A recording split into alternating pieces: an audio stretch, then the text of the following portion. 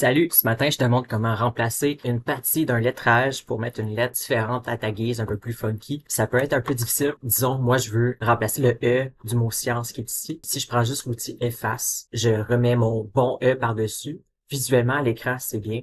Mais pour la cricotte, si je veux l'exporter, ça marchera pas. Comment qu'on va procéder? C'est qu'on va premièrement venir sélectionner le texte de science. Là, tu vois, j'ai mon arborescence qui est toute bien construite, donc je sais qu'en dessous du texte de science, c'est mon lettrage. Donc, je viens le sélectionner, je vais aller dans chemin, objet en chemin, et là, je vais pouvoir jouer avec mes lettres de façon indépendante.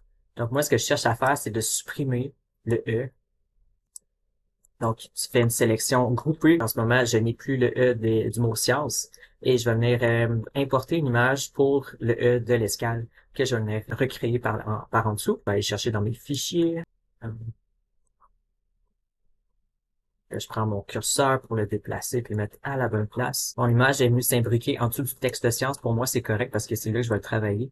Je vais juste baisser un peu son opacité pour pouvoir mieux voir en dessous. Puis je vais aussi m'assurer que quand je le manipule, il reste aussi de la bonne grosseur. Donc, je vais dire préserver le rapport de forme. Bon, je pense que ça y va. Ensuite, je vais venir travailler avec mon outil plume pour venir faire la shape externe de mon E. Moi, j'aime bien y aller avec le moins de points possible pour aller travailler mes courbes après.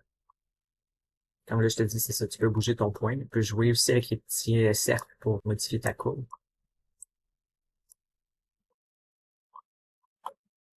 Pour le petit point, je vais mettre un cercle. Je fais CTRL pour avoir un cercle qui est parfait. Je vais me replacer au bon endroit. Et il me reste le centre du E.